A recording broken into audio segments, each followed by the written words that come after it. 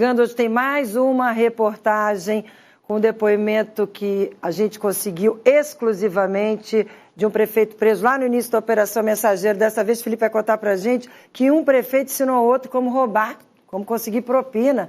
Boa noite, Felipe Croix. Boa noite, Márcia. Para você, a todos que nos acompanham aqui no ND Notícias, são 48 minutos desse depoimento que a gente teve acesso e agora a gente traz uma outra parte, a parte onde esse prefeito que presta esse depoimento dá detalhes de outros municípios que ele sabia que tinham o mesmo esquema. Ele fala, inclusive, de como é que era a aproximação do funcionário da Serrana Engenharia, atualmente utilizando o nome Versa Engenharia, para explicar a proposta de corrupção e dizer que era um sistema seguro, segundo ele.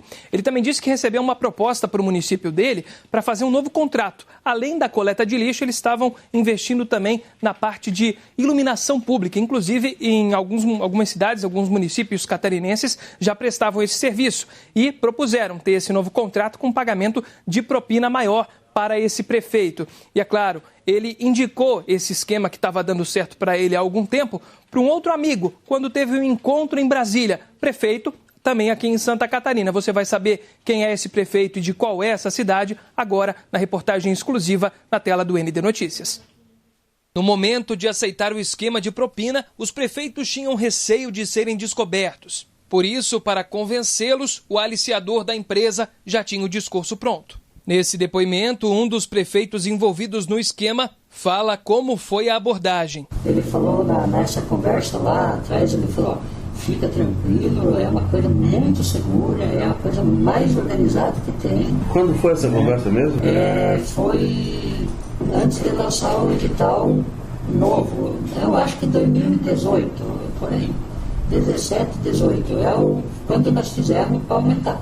Era comum em rodas de conversa entre os gestores que participavam do projeto ilegal citarem os valores recebidos em cada município e quais deles estavam envolvidos. Em conversa com outros prefeitos, e também me falou que nos 4 municípios daqui,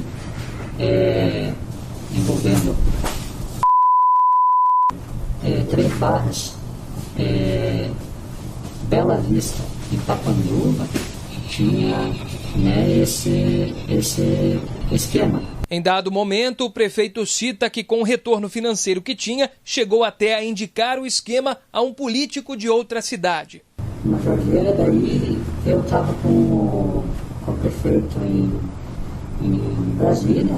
Qual prefeito? Com o prefeito Adilson, em Brasília. Você pode dizer o nome dele? É o prefeito atual, é isso? Isso, prefeito. Litzkowski. Tá. E aí ele falou, precisava achar um jeito de fazer algum dinheiro e tal. Só tem 2 coisas, Tem 2 coisas, hoje está muito complicado, muito difícil e tal. E daí tem uma situação que é a questão do lixo. Ali eu acredito que dá para fazer um valorzinho, Eu tenho um negócio lá, dei para ele. Aí só vou falar com o cara ia falar contigo. Esse prefeito citado, Adilson Litzkowski, de Major Vieira, foi preso na última fase da Operação Mensageiro, no dia 27 de abril de 2023. Lá no município, segundo o Ministério Público, os pagamentos à empresa começaram em R$3 mil em 2010. 10 anos depois, em 2020, o maior valor pago foi de R$110 mil.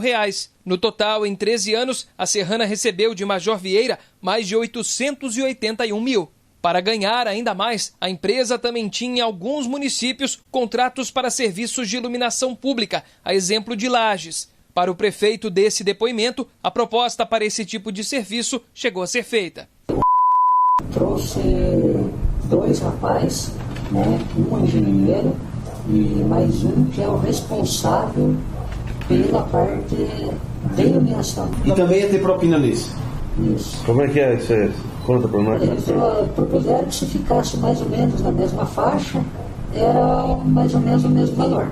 Então era melhor se ficasse aí na faixa de 25 a 30, nessa faixa eles iam dar 5 mil também. Nem mesmo os próprios prefeitos sabiam como a empresa fazia para lucrar e ainda pagar a propina. O processo eles não explicaram como que eles fazem sobrar o dinheiro. Eles não explicam para a gente como está sobrar o dinheiro, né?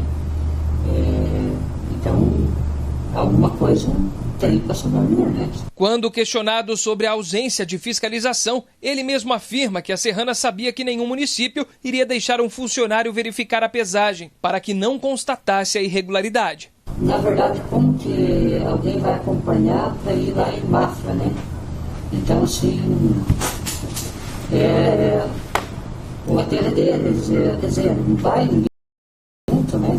O que eles apresentavam, o senhor pagava? O relatório que veio deles, né, a gente paga, né? Isso fazia parte do combinado para o senhor ter esse pagamento mensal de 5 mil? Eles não falavam nada com relação a isso, porque sabe que ninguém vai mandar um funcionário lá.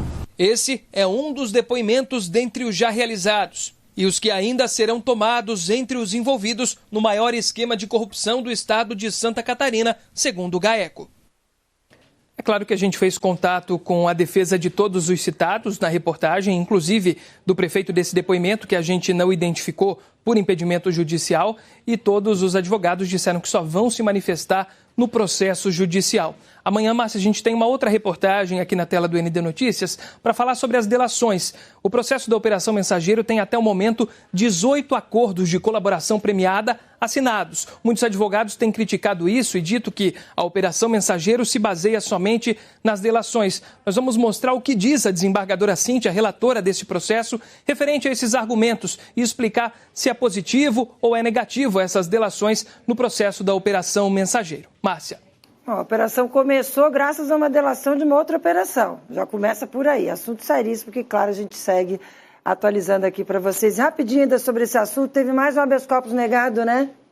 Exatamente, Márcia. Inclusive um habeas corpus de uma das cidades que esse prefeito do depoimento que a gente exibiu citou, a cidade de Três Barras. Lá, o prefeito Luiz Divoncir Shimogiri, ele foi então no STJ, no Superior Tribunal de Justiça, com esse pedido. A defesa solicitou a liberdade dele e também tem alguns advogados que estão solicitando a conversão, né, da prisão que aconteceu em prisão domiciliar. Só que novamente foi negado pelo desembargador relator lá no STJ, o Jesuíno Risato, que está cuidando da Operação Mensageiro nessa instância. Claro que a gente segue acompanhando e sabemos que outros prefeitos também têm entrado com esses pedidos de habeas corpus lá. São 16 presos até o momento e é natural que esses pedidos continuem acontecendo. É claro que assim que a gente tiver o resultado, a gente mostra aqui no ND Notícias, mas por enquanto o STJ não concedeu nenhum habeas corpus. Márcia. Tá, e amanhã Felipe volta com mais uma reportagem sobre a Operação Mensageiro. Obrigada, Felipe Cross, obrigada pela participação, uma boa noite para você.